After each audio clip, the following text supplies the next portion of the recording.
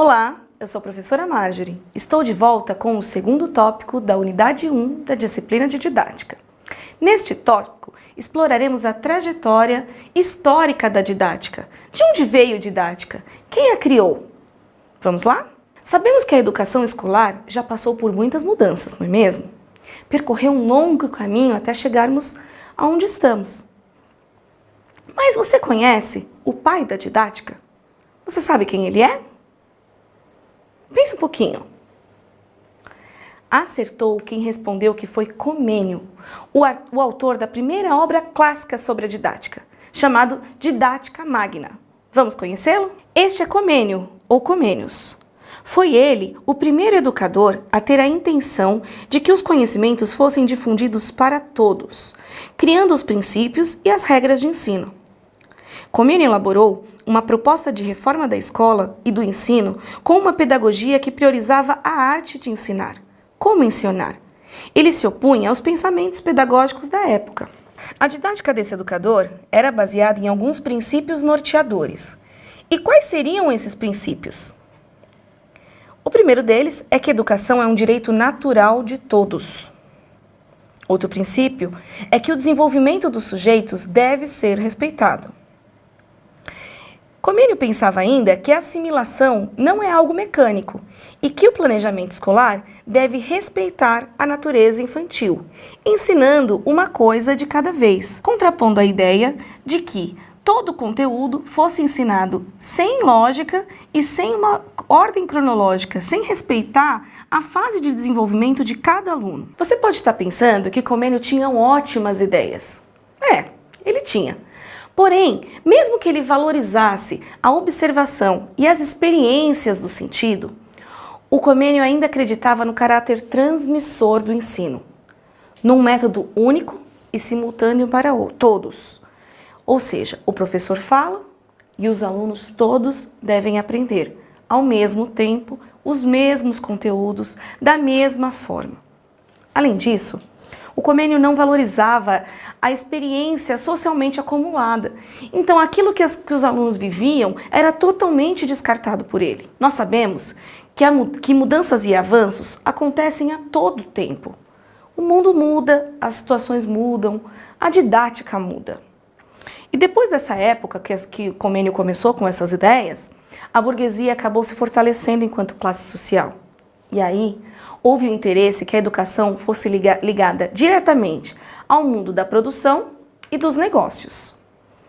Em meio a todas essas mudanças, apareceu uma nova tendência, uma nova influência, que eram as ideias de Rousseau. O Rousseau foi um educador que propôs um conceito de infância novo. Ele propôs um conceito de educação que era sem pressa e sem livros. As ideias de Rousseau são as seguintes. Para preparar a criança para a vida futura, deve-se buscar o que reflete os seus interesses e necessidades atuais. Ou seja, respeitar quais são os interesses daquela criança, quais são as necessidades daquela criança. Outra ideia de Rousseau é que a natureza, a experiência e o sentimento ensinam a criança. Lembram dos processos de aprendizagem? A educação é um processo natural, com foco no desenvolvimento interno da criança ou do jovem. Ou seja, este processo vai acontecer. Cabe ao professor traçar esse caminho que deve acontecer para o melhor processo de ensino-aprendizagem. Vale a pena ressaltar que o Rousseau não chegou a colocar essas ideias em prática. Ele elaborou essa teoria de ensino, levantou esses estudos, mas não chegou a praticá-las. Quem levantou a teoria prática dessas ideias foi um outro pedagogo, o suíço Pestalozzi. Imagino que você queira conhecer as ideias de Pestalozzi.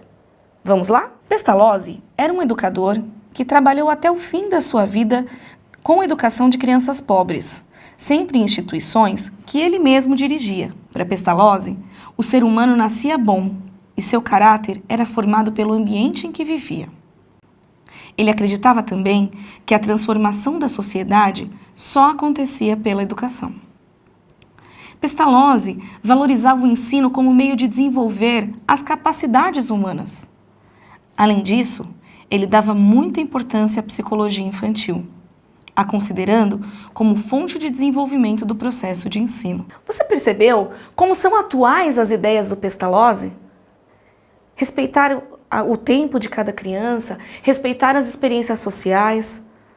É importante que a gente saiba que as ideias que a gente conheceu até agora, de Comênio, de Rousseau e Pestalozzi, influenciaram muitos pedagogos. E deles, o mais importante foi Herbert. Mas quem foi Herbert? O Herbert foi um pedagogo alemão que, na primeira metade do século XIX, teve participação muito importante na didática e também nas práticas docentes. Herbert teve grande influência na pedagogia conservadora. Ele considerava que a educação moral acontece com a educação intelectual, pois são essas ideias de moral que formam um caráter. A este ciclo, conhecimentos, ideia, caráter, Herbert chamou de instrução educativa. Por isso, ele acreditava que ao instruir o aluno, o professor introduzia a ideia e dominava a mente do aprendiz. Ele criou passos didáticos para esse tipo de aprendizagem. Mas essa ideia de instruir o aluno, de dominar a mente do aprendiz, torna a educação extremamente mecânica e acaba por não mobilizar a atividade mental do aluno, o raciocínio lógico, a criticidade. Além disso, inibe completamente a reflexão e o pensamento independente. Fora, claro, de banir totalmente a criatividade dos alunos. Mesmo assim, precisamos considerar que Herbert trouxe conhecimentos válidos para a organização da prática docente. Vamos conhecer agora a trajetória da história didática de Dewey. Vamos assistir um vídeo bem interessante sobre ele. John Dewey, final do século XIX, começo do século XX. A Revolução Industrial havia mudado a velocidade da vida, o alcance da produção, o modo de pensar. Mas as transformações demoraram a chegar à escola. Nessa época, surgiu John Dewey, filósofo, psicólogo e educador americano. Nasceu em 1859, numa cidadezinha em Vermont. Estudou na universidade daquele estado e tornou-se doutor pela Universidade Johns Hopkins, em Washington. Foi professor na Universidade de Michigan, depois na de Chicago e finalmente na de Columbia. Ao longo da carreira, defendeu a necessidade de uma aprendizagem mais ativa, mais participativa. Isto era importante para Dewey pelo seu compromisso com a construção da democracia norte-americana. Em A Escola e o Progresso Social, ele escreveu: quando a escola for capaz de levar as crianças a exercitarem a participação em uma comunidade tão reduzida quanto a própria escola, de impregnar nelas o altruísmo e de dar a elas instrumentos de uma autonomia efetiva, teremos a melhor garantia de que a sociedade no seu todo será digna, admirável e harmoniosa. O pensamento de John Dewey refletiu o pensamento liberal e a luta pela formação da democracia americana. Para ele, o aprendizado só se dá quando ideias são compartilhadas, e isso só é possível num ambiente onde não há barreiras à livre expressão do pensamento. Era por isso que não acreditava na escola de então, em que cabia ao aluno receber passivamente o conhecimento. Para Dewey, cabe ao aluno aprender a protagonizar na escola e no futuro como cidadão na democracia. É pela experiência, pela atividade, pela iniciativa que a criança realmente aprende. E quando adulto, participará. Ou seja, é necessário partir de um problema sentido pelos alunos, analisar esse problema, pensar em alternativas de resolução, experimentar várias possibilidades e, finalmente, agir como prova final da solução.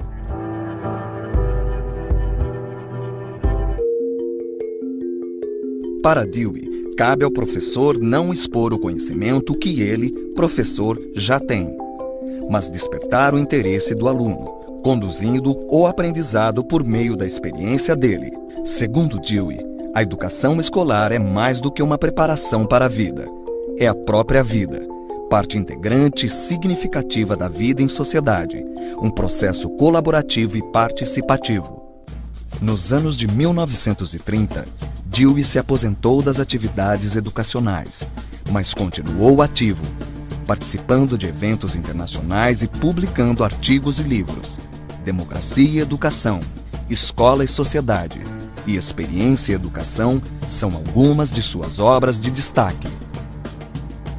John Dewey morreu em 1952, aos 93 anos, após influenciar muitos pensadores, entre eles o baiano Anísio Teixeira e o paulista Fernando Azevedo. E aí, você gostou? É importante que você saiba que, embora tenhamos conhecido nessa trajetória diversos estudiosos, é importante que você saiba que outros filósofos e educadores também defenderam a necessidade de que o processo de ensino fossem revistos. Os educadores que apresentamos neste tópico, tanto por suas obras teóricas como por suas obras práticas, tornaram-se marcos no pensamento sobre o ensino, no pensamento sobre educação. Consequentemente, as suas ideias influenciaram diretamente o campo da didática. Cada estudioso apresentou maneiras diferentes de ver a educação, mas eles tinham algo em comum: a necessidade de levar a educação para todos. Você percebeu que as concepções que estudamos até aqui foram muito diferentes, não é mesmo? Mas elas têm uma coisa em comum. Todas elas tinham o objetivo de ampliar o acesso à educação, de trazer essa educação para todos, e não só para alguns, como era naquela época. Espero que você tenha gostado. Te vejo no próximo tópico. Até lá!